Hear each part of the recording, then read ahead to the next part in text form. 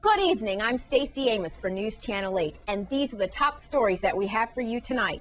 An exclusive interview with attorney Michael Joseph on the Jamie Cockayne case, a St. Croix school soars their way to the National Rocket Championship, and a royal bad boy has become obsessed with reggae music. Those stories and more are up next for you on News Channel 8.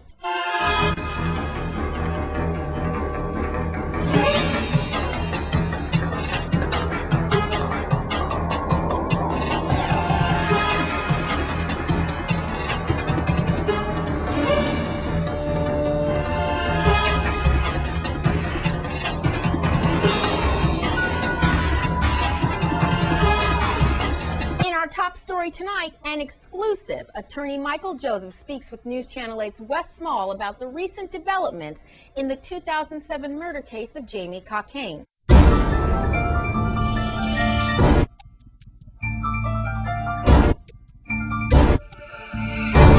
Thank you very much, Stacey. Again, looks like we continuously run into high-profile defense attorney Michael Joseph. And here in Fredericksted, happy birthday to your daughter. I understand you were just delivering some pizza alumni to St. Pat's, right? And everything. We were just at the legislature doing some business, and we ran into you again. Michael, the Jamie Cockayne case, you represent one of the defendants. It's made CNN and Fox News. Right now, matter of fact, they're talking about that if you go online. A very affluent family, the Cockayne family out of the St. John district, and looks like the dad isn't happy with the way his son's murder trial is going. Now the judge, I believe for the second or third time, correct me if I'm wrong, has moved the venue back and forth. Now, where is this case right now? What can you say about your client? Please tell us who your client is. Kamal Thomas. I raised in the second trial. The first trial, he was acquitted of murder. The second trial, he was convicted of assault. I got a new trial on those assault charges, and he was convicted again on those assault charges. And then I asked the judge to grant a new trial because the jury had been tainted by the earlier trial, and she refused, and the Kamal got a little impatient, and because I did 6 murder cases last year, and so another attorney was appointed to do the appeal. However, they used my arguments, and the Supreme Court agreed and sent it back to Judge Haller. Another victory in your. Well, it's justice is what has the victory. All right. What is interesting about this case and why it's so complicated is that for the first time in my memory, a warrant for the arrest of a material witness was requested, issued, and the persons who were arrested were acquitted for the major crime, which was murder first degree.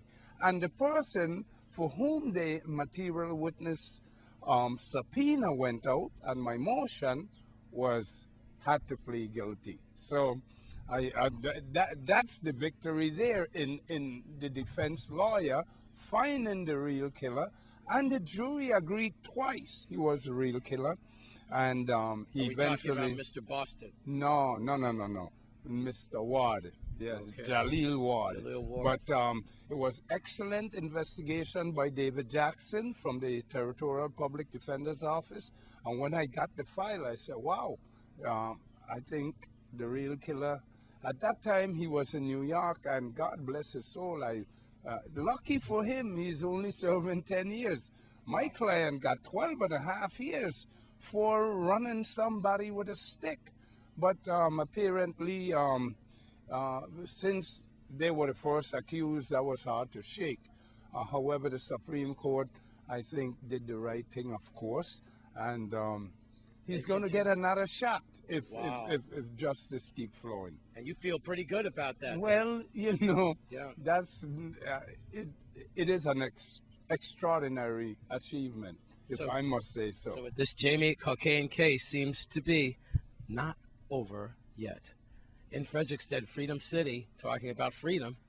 That's his job, isn't it? I'm Wes Small for News Channel 8. In other news, this is National Hospital and Nurses Week, and today we pay a special tribute to Juan Luis Employee of the Year, Dr. Cordero Fontaine. Thanks a lot, Stacy. We're at Juan Luis Hospital, where it's National Hospital and Nurses Week. It's kind of overlapping.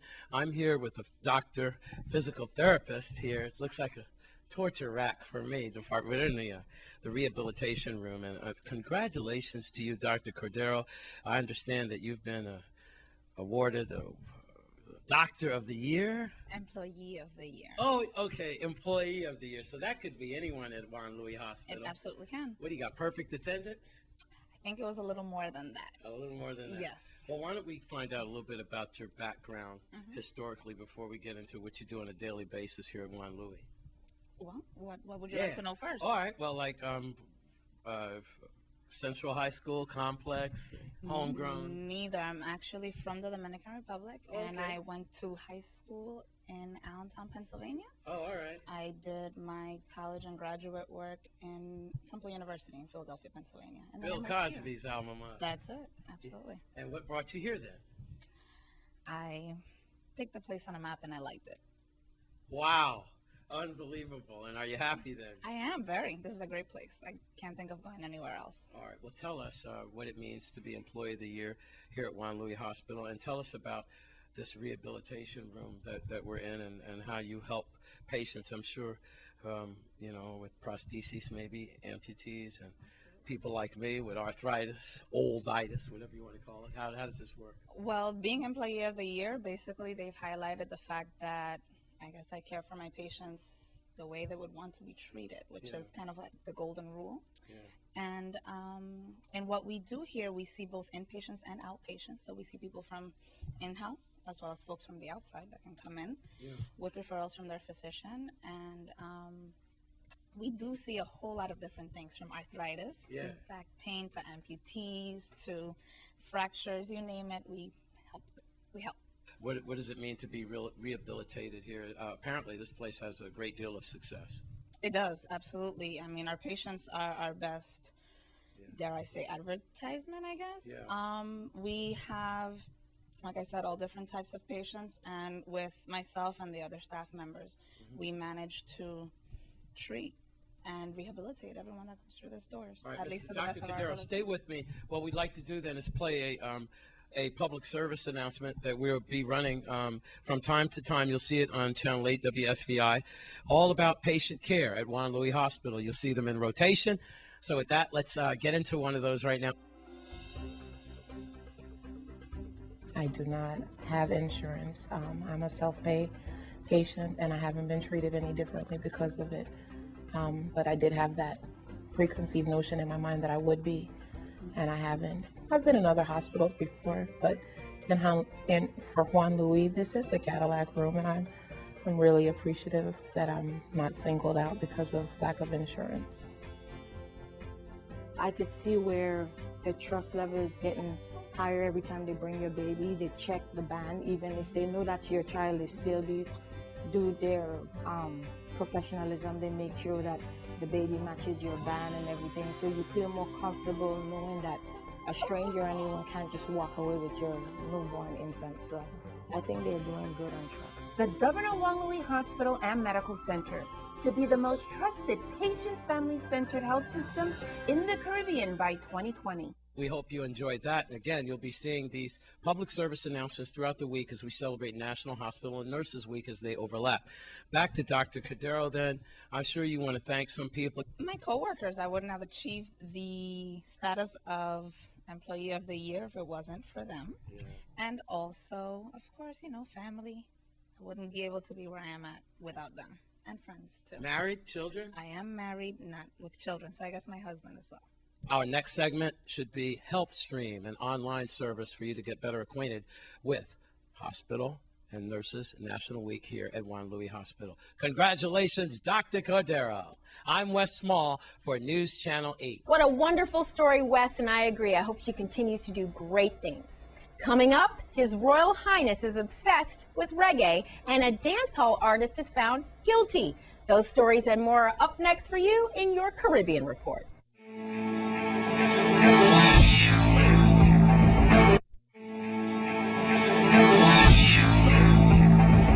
Now here's your news from around the Caribbean region.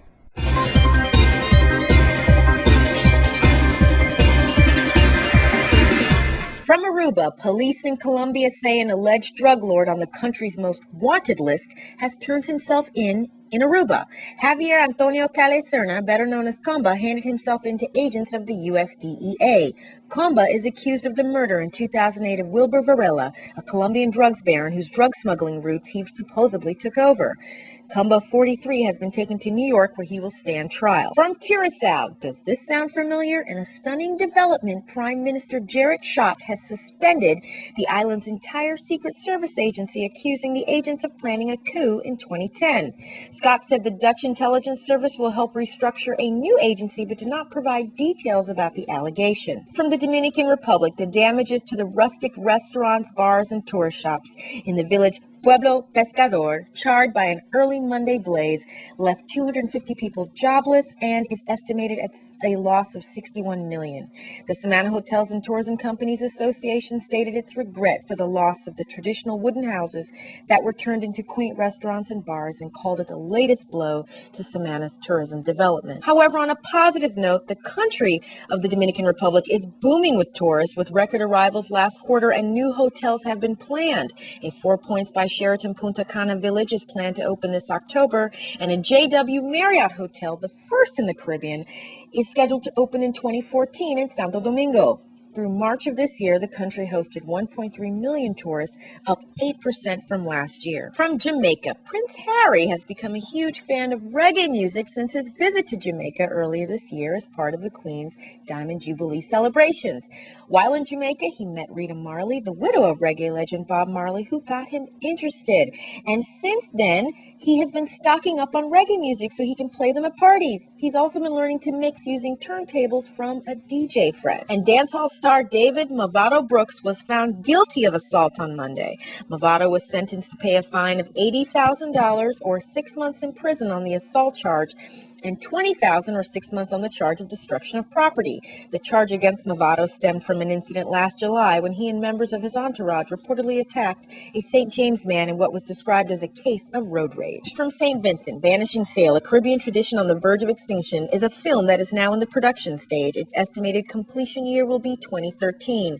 The director, independent filmmaker Alexis Andrews, is now embarking on fundraising through Kickstarter.com in order to complete the project, and those interested in Caribbean culture, sailing enthusiasts, and supporters of the arts will be able to make a difference by becoming active patrons. The goal is to raise $48,000 on Kickstarter. Patrons who pledge any amount from $15,000 to $5,000 will be rewarded with a commemorative gift pertaining to the production of Vanishing Sail. From Trinidad and Tobago, At the Feet of the Masters, a live conversation series will provide insight into the personal narratives, life stories, and autobiographical memories of 5 icons of Trinidad and Tobago culture: Calypso megastar The Mighty Sparrow, art prodigy David Moore, steel band innovator Dr. Ellie Minette, Midas Touch record producer Ralston Charles, and promoting legend flag woman Janet will tell it in their own words when they take center stage at the Tropical Paradise Ballroom from June 3rd to June 29th. And in your cricket update, Darren Bravo felt it was unfortunate that there was so little play in the West Indies tour opener against Sussex, which ended in a no result on Monday. The West Indies left-hander was just getting into the thick of things when the unstable weather that has dogged the visitors since their arrival brought an early close on the final day of the 3-day match in Sussex.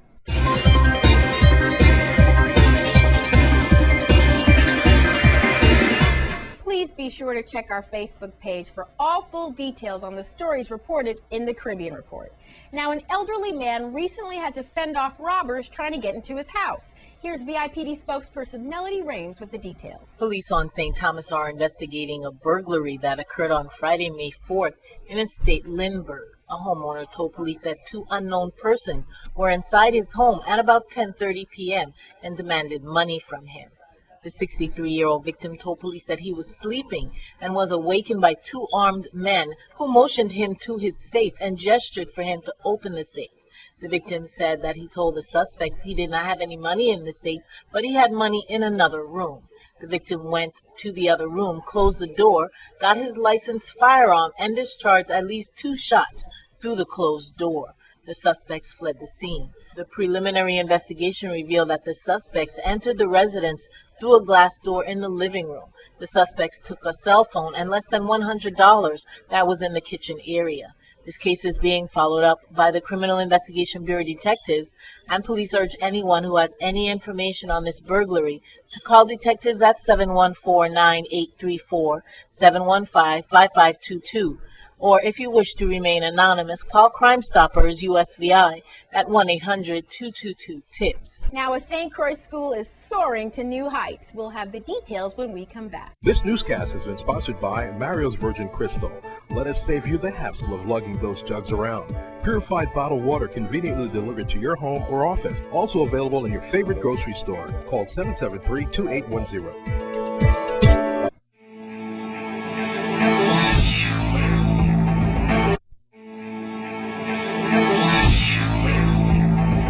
Elena Christian's Rocket Club is about to lift off to great heights.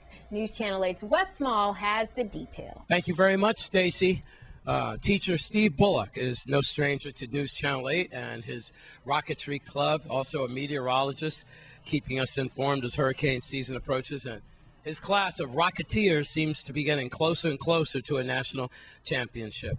And they're going away again. Steve, let's get right into it quickly. And wow, they got the VI flag on their thing when it lands on the moon, I guess. Tell us what's going on with these future astronauts. Well, Wes, we are excited because on Thursday we are leaving for Virginia. 16 students, 2 teams representing the Virgin Islands in the largest rocketry contest in the nation. It's now international because Japan, France, and Great Britain are taking part. Wow. And out of close to 700 schools who entered the competition, they narrowed it down to the top 100. And guess what? Elena Christian Junior High School, we had 2 of the top teams that entered the preliminary. So we are heading out of here to Virginia on Thursday, and then we'll be participating. We'll be actually flying off the rockets on May the 12th. This is historic. I got a call from the governor last night. Oh, boy. Commending these students, and he describes them as the greatest ambassadors that the territory has, who will be going out there and promoting the territory. Let's keep going. I'm sure you want to introduce them and tell us about your Rockets as well. This is our captain. Go ahead. My name is Hector Acosta Jr., and I'm the captain for Team 1. All right, Hector, what are you holding now here? I'm holding our main rocket for the launch in Virginia. Wow. And you got the payload and the parachute? Yes. Got the egg? Yes. Now, are we using eggs from the VI? No. No, they're gonna give us eggs. Oh, we're using Virginia eggs? Yeah. Now, have you taken into consideration the amount of yolk differential of Caribbean eggs as opposed to Virginia eggs? Is that in the equation? No, not really. Doesn't mess with you, huh? No. What's your name? Announce your position. I'm David Gonzalez Jr. David Gonzalez Jr. I'm one of the members for Team 2. Team 2. And what's your baby called? Are you naming these rockets? No. One is Caribbean Star, one is Caribbean Pride. Caribbean Star and Caribbean Pride. Well, good luck. I know you're proud. You've been smiling all. You're very happy about this, aren't you? Yes. What would you like to do with your career? I like to be a scientist, astronaut, you know? I think you will be one. Okay. What's your name? My name is Sean Abel. Sean Abel, and what's this here? He's got a big one there. This rocket is one of the backup rockets that we'll use in case any of these 2 fail. You're the backup man, right? Yeah. Right. I don't know about that one. I need to recognize Aisha White. She is the president of the Meteorology Club. Yeah. And then we have Luz de los Santos. She is a vice captain. We have Lucky. Can you wave? Lucky. And we have Chantel Torres. Wow. And Chantel's mom would also be going with us to Virginia. Yeah. Again, guys, you can call us at the school, 718-4445, and make any donations that you can. Just one last point, we are carrying 2 teams. And the captain for one team is my daughter. You know her. Yes, She read the weather, Stephanie, but she's at the complex. Right on. So she didn't get the time to be here, but she's captain of one team. Hector is a captain of another team. And we are bringing back first and second prize, 15,000 grand. All right, Stacy, back to you in Houston. I'm Wes Small for News Channel 8.